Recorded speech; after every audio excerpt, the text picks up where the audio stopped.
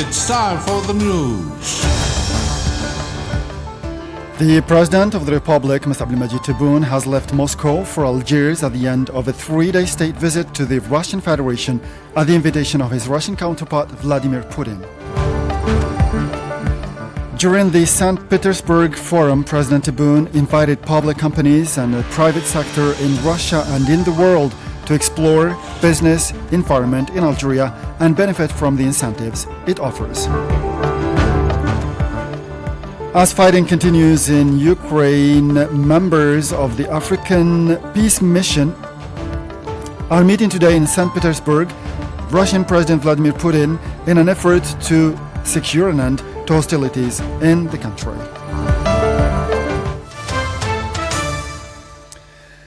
Those were the headlines, and now the news in detail from Radio Algeria International.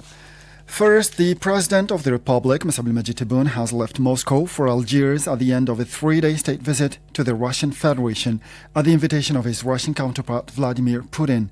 This historic and important visit, which testifies to the solidity of the relations uniting the two countries, was marked by intense activities undertaken by the President of the Republic. During his visit, an official welcome was reserved for the President of the Republic by his Russian counterpart at the Kremlin Palace before the two heads of state started talks, which were later extended to the members of the two delegations. In a joint statement issued at the end of the talks, the President of the Republic thanked his Russian counterpart for the confidence placed in him and in Algeria for the mediation between the Russian Federation and Ukraine. The two presidents also signed the declaration of deep strategic partnership between Algeria and the Russian Federation and co-chaired the sign-in ceremony of several agreements, memoranda of understanding and action programs between the Algerian and Russian government. Accompanied by an important ministerial delegation, the President of the Republic also presided over the proceedings of the Algerian-Russian Economic Forum, in which 70 Algerian economic operators and 200 Russian businessmen took part.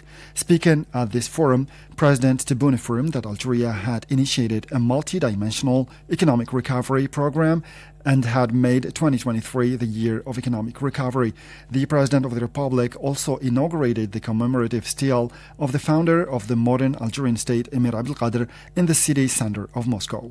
During the visit, which allowed the deepening of the historical and strategic relations between the two countries, President Tebboune met with senior officials of the Russian Federation and awarded Mr. Andrei Pavlenko with the Al-Ashir Medal of the Order of National Merit in recognition of his contribution in defusing thousands of mines planted by the French occupier along the Algerian borders during the Glorious Liberation War, before meeting representatives of the national community established in the Russian Federation.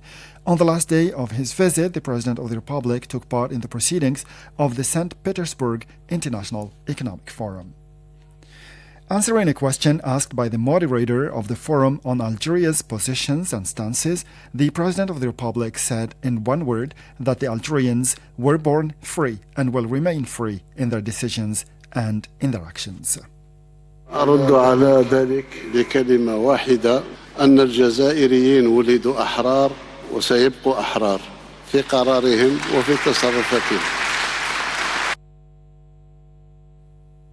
Evoking the global situation in the world, President Tebboune said that his only wish for humanity is to live in peace and for the most vulnerable to live in prosperity throughout the world, and that there will be a true economic and cultural complementarity among all nations. There are no winners in a war, only losers, he said, adding that wars lead to destruction. He also wishes peace, security and prosperity to the whole world.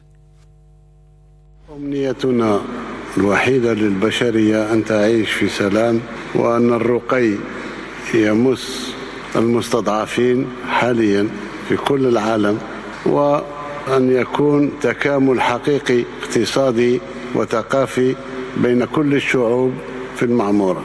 ما فيش حرب رابحة، كل الحروب خاسرة، كل الحروب تؤدي إلى خراب. أتمنى للبشرية كلها السلام والأمان والرفاه.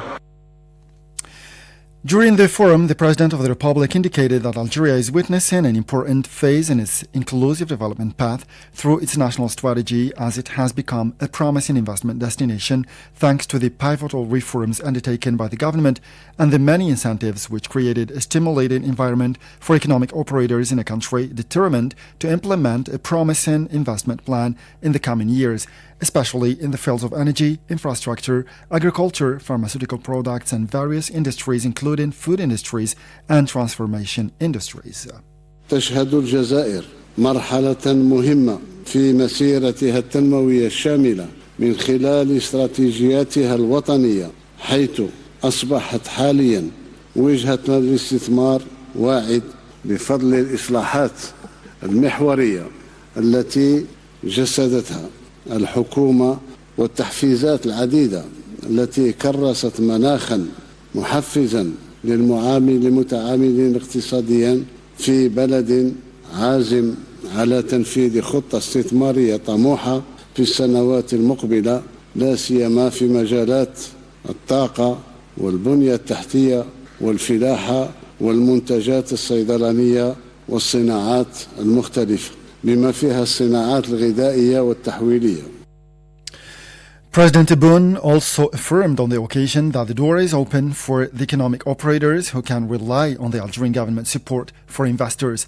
President Tebboune therefore invited public companies and private sector in Russia and in the world to explore business environment in Algeria and benefit from the incentives that will allow them to carry out their projects in several sectors and on the basis of a win-win principle. أؤكد أن المجال مفتوح أمام المتعاملين الاقتصاديين الذين يمكنهم الاعتماد على دعم الحكومة الجزائرية للمستثمر، وعليه فإنني أدعو الشركات العمومية والقطاع الخاص في روسيا والعالم إلى استكشاف بيئة الأعمال في الجزائر والاستفادة من المحفزات التي تتيح لهم إنجاز مشاريعهم في مختلف القطاعات ووفق رابح. And at the end of the forum, the Russian president warmly thanked his Algerian counterpart while emphasizing the importance of the visit and the importance of the St. Petersburg forum. I would like to thank the Algerian president for his visit to Russia. All the participants know how important the visit to Russia and the participation in this forum are. The visit shows that the Algerian president Abdelmajid Tebboune is a leader and attaches a particular attention to the interest of his country in other countries. We have long maintained close relations with Algeria. We have supported the Algerian people since 1954, and we hail its armed struggle to recover its independence in 1962. After the recovery of independence in 62, in 63, Algeria was the scene of French nuclear tests in the Sahara, resulting in serious repercussions. We have century-old relations with Algeria, the African continent, and Arab countries, and we note that their leaders put forward the interests of their own countries. It's worth recalling that the President of the Republic, Mr. Abdelmajid Tebboune, paid a 3-day state visit to the Russian Federation at the invitation of his Russian counterpart, Vladimir Putin. The Chief of Staff of the People's National Army, General Sergeant Griha, has started a working and inspection visit to the 1st Military Region in Blida as part of the monitoring of the execution of combat readiness programs for 2022-2023. A press release from the Department of National Defense said that following on from his inspection visit to the various military regions and as part of monitoring the execution of combat readiness programs for 2022-2023, Army General Sergeant Griha began on Friday working an inspection visit to the military or to the 1st Military Region in Blida, west of Algiers. During this his meeting with executives and personnel of the 1st Military Region, the Army General gave an orientation speech broadcast via video conference through all the units of the region, in which he underlined that the process of building the national states with its various institutions has reached an advanced stage thanks to the efforts made by the brave children of the country. At the end of this meeting, the Chief of Staff followed the interventions of the executives of the region and gave a series of orientations and recommendations recommendations relating in particular to the need to continue the efforts of combat preparation with a view to increase the operational readiness of the units of the first military region at the highest level. Now, Foreign Minister of Timor East, Algia Mangno, has reiterated his country's support to the Sahrawi people's fight or right to self-determination, freedom and independence. Timor East's position was reiterated following a meeting held in Dili between the country's diplomacy and the ambassador of the Sahrawi Republic. On the occasion, the Sahrawi representative expressed his country's gratitude for the inalienable position of Timor East to the Sahrawi people's right to recover its sovereignty over the Moroccan-occupied territory. He hailed Timor East's position on the Sahrawi issue that was recently reiterated during the UN Special Committee on Decolonization, known as C24. In Sudan, fighting has continued between the government and the rapid support paramilitary forces in Khartoum amid air raids still targeting several districts of the capital. The local resistance committee said air raids targeted a district in the capital's southern part, causing victims. The continued clashes between the two sides have caused serious electricity and water shortages in Khartoum, whereas violence still raging in Darfur has forced the population to flee the western region. The Médecins Sans Frontières organization described the situation in Darfur as alarming and stressed that 6,000 people fled the region for the past few days to seek refuge in Chad. According to the UN, more than 149,000 people have fled to Chad since the conflict broke out in Sudan over 2 months ago. And the Malian authorities have called for the withdrawal with delay of the UN multidimensional integrated stabilization mission from Mali and denounced its failure to meet the security challenges.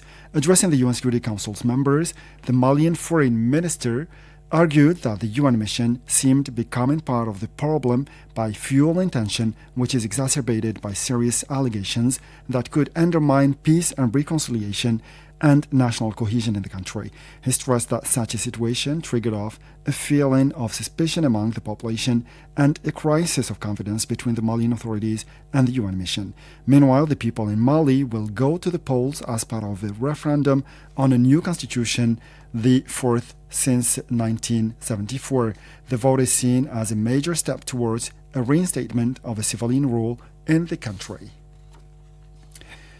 Now, in Uganda, at least 37 people were killed in an attack carried out by terrorists against a high school in the western part of the country.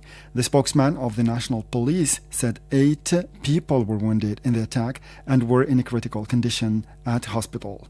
He stressed that the school's dorms were set ablaze by the members of the Allied Democratic Forces, who also ransacked a food warehouse. He indicated that an operation launched by the government forces was still underway to track down the assailants who fled towards a national park located in the Democratic Republic of the Congo, DRC, considered a hideout of the terrorist group. The attack perpetrated in the district of Kasisi, bordering the DRC, was the worst to hit Uganda for the past few days. The Allied Democratic Forces, considered a terrorist group by the Ugandan authorities, are held responsible for the killing of thousands of civilians during the 90s.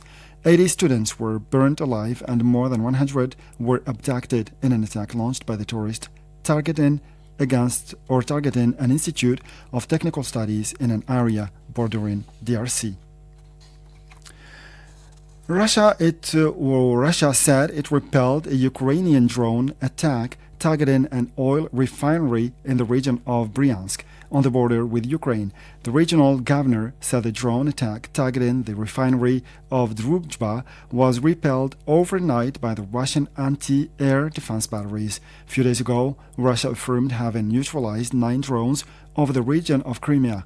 Meanwhile, the members of the African Peace Mission are meeting today in St. Petersburg, Russian President Vladimir Putin, in an effort to secure an end to hostilities in Ukraine. The African delegation, led by South Africa's President Cyril Ramaphosa, yesterday met in Kiev with Ukrainian President Volodymyr Zelensky, who rejected the African leader's mediation offer. And in Yemen, representatives of the Yemeni government and Houthi rebel movement have met in Amman as part of the UN-sponsored negotiations on an exchange of prisoners. Sources close to the government delegation said that the two parties at issue would tackle the obstacles that prevent the implementation of the previous agreement earlier reached on the issue. They also examined the issue related to the visits of prisoners that were initially planned for May. The spokesman of the government delegation expressed optimism at the outcome of the two-day negotiations, whose main objective is to secure the release of all the prisoners and abducted on a reciprocity basis. Last April, about 880 prisoners were exchanged by the two parties at issue. And finally, back to Algeria, where the 23rd European Music Festival opened on Friday at the National Theatre here in Algiers with an electric repertoire of Mediterranean and Algerian sounds on the program. The Greek trio Panic at the Opera and the French duo Mousse El Hakim hosted the second evening of the 23rd European Music Festival in Algiers on Friday. It's worth recalling that the 23rd European Music Festival will continue until June 21st with the participation of 13 European countries. And with this last piece of news, we come to the end of this news bulletin for today. We'll let you know with our weekly programs, starting with Sports Legends and Achievements by my colleague Mohammed Barzwan, and it will be followed by another program devoted to culture, compiled and presented by my colleague Jamal Silmani. As for me, I'll meet you again tomorrow for a fresh edition of our news bulletin in English. Until then, stay tuned to Radio Algeria International, and bye-bye for now. Radio Algeria International presents Sports Legends and Achievements. Sports Legends. Focus on famous world sports athletes who made history. Sports Legends. Now bask in the reflected glory. Sports Legends and Achievements. Hello out there and welcome. Today we'll focus on the talented Portuguese football player, namely Bruno Miguel Fernandes. Bruno Miguel Borges Fernandes, born 8 September 1994, is a Portuguese professional football player who plays as a midfielder for Premier League club Manchester United and the Portugal national team. Fernandes is known for his goal scoring, playmaking, leadership, penalty taking, and work rate. Born in Maia, Porto, Bruno Fernandes started his career at Italian Serie B Novara, but soon made a move to Serie A side Udinese in 2013, followed by Sampdoria 3 years later. After 5 years in Italy, he signed with Sporting CP in 2017, where he was named club captain. Talented Fernandes won back-to-back Taça da Liga in 2018 and 2019, as well as the Taça de Portugal, leading to him being named in the Primeira Liga Team of the Year and Primeira Liga Playing of the Year in both seasons. In 2018-19, Bruno Fernandes scored a record of 33 goals in the competition, making him the highest scoring Portuguese midfielder and the highest scoring midfielder in Europe in a single season. Fernandes' performances sparked the interest of several Premier League clubs, with Manchester United signing him for an initial £55 million, £4 million in January 2020, becoming at the time the second highest fee for a Portuguese player leaving the domestic league. Fernandes is a former Portugal youth international representing his country at under 19, under 20, under 21 and under 23 level. He represented Portugal in the 2016 Summer Olympics. Bruno Fernandes made his senior international debut in 2017, being chosen in Portugal's squad for the 2018 FIFA World Cup, 2019 UEFA National League Final and UEFA Euro 2020, winning the 2019 competition on home soil while being named in the team of the tournament. On April 1st, 2022, Fernandez signed a new contract, which will keep him at Manchester United until June 2026, with the option of a further year. On May 2nd, he scored his 50th goal for Manchester United in the club's 3-0 home win over Bradford. And that's it for now. Until next time, this is Mohammed Barazwan from Algiers wishing you well. Stay healthy and keep on reaching for the stars.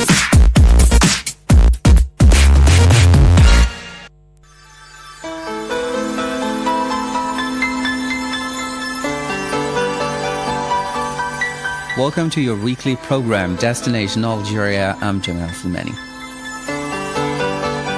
There are a number of great destinations in Algeria and waiting to be discovered. A curious mixture of cultures and influences. Algeria has something interesting to see in just about every city.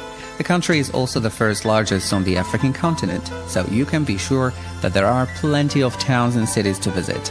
Let's visit Algeria's fascinating destinations, you and I together.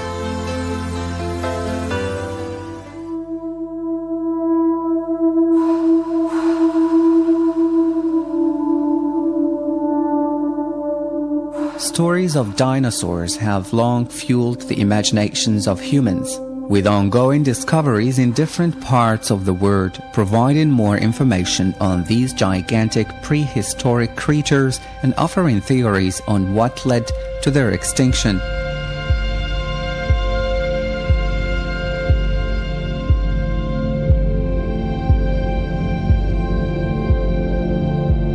Fossilized remains of dinosaurs have been found in a number of North African countries, including here in Algeria.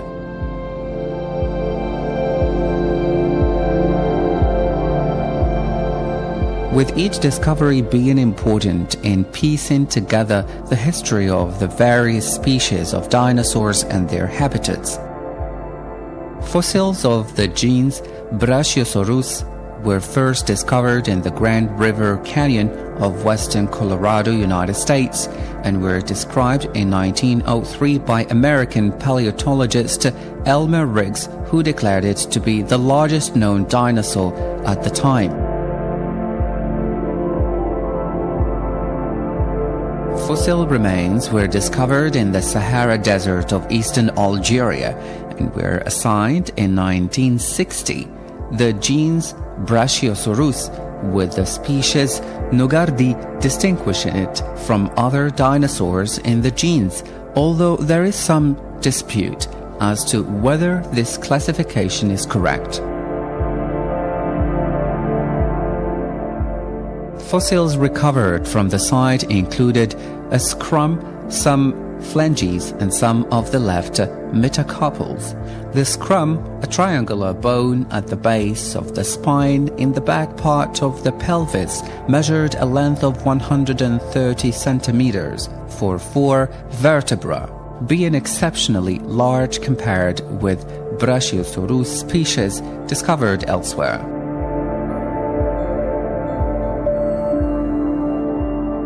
Named for the country where it was first discovered, fossil remains of the Nigersaurus have been found in Niger, Tunisia, and southern Algeria. It was first described by French paleontologist Philippe Taquet in 1976. The skeleton and skull of this plant-eating dinosaur is filled with airspace, making it light and somewhat delicate and not able to withstand the ravages of time and the elements, and it was only in 2005 that a fuller description of the skull and feeding habits of the Nigersaurus was made. Scientists Paul Soreno and Jeffrey Wilson noted that the Nigersaurus had as many as 500 to 600 teeth set in up to 50 columns along the front edges of the jaw. As one set of teeth was worn down by the dinosaur's fibrous diet, it was immediately replaced by another set, which most likely happened on a monthly basis. Fossils of more than 36 different types of dinosaurs have been discovered in Algeria, including the largest meat-eating dinosaur known to have lived on the Earth. The study of these amazing creatures is both fascinating and complex, opening a window to the prehistoric past of Algeria, this North African country.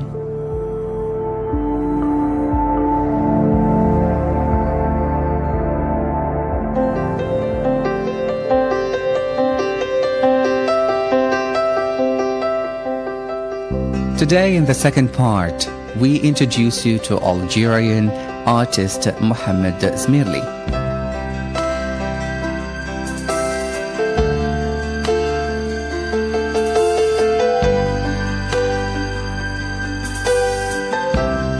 He was born in the province of Tizi Ouzou on the 18th of February 1909. Having been orphaned at a young age, he had to leave school to earn a living, which he did by painting peacocks and roosters on items of furniture.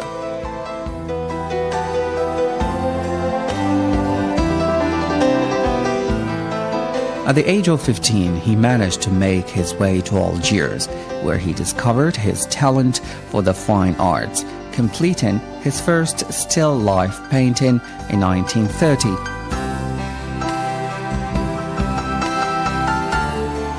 Beginning what was to be a successful career, during which time he made a significant contribution to the cultural and artistic heritage of his home country of Algeria.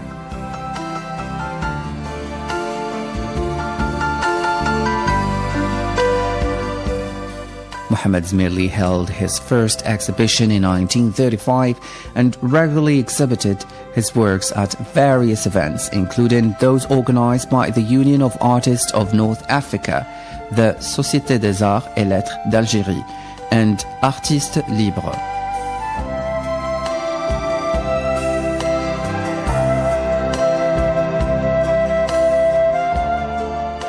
He was said to be a great admirer of the works of Algerian artist Mohamed Rassim, who was renowned for his miniaturist paintings and was considered to be the founder of this unique style of art.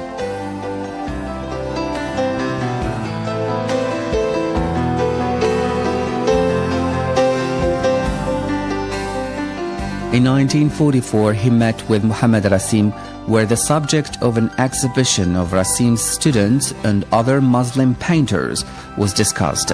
In collaboration with the newly established Cercle Franco-Musulman, the first exhibition of its kind was arranged in Algeria, where the works of 13 artists were displayed in an event that was a great success. This led to various cultural exchange programs with other countries.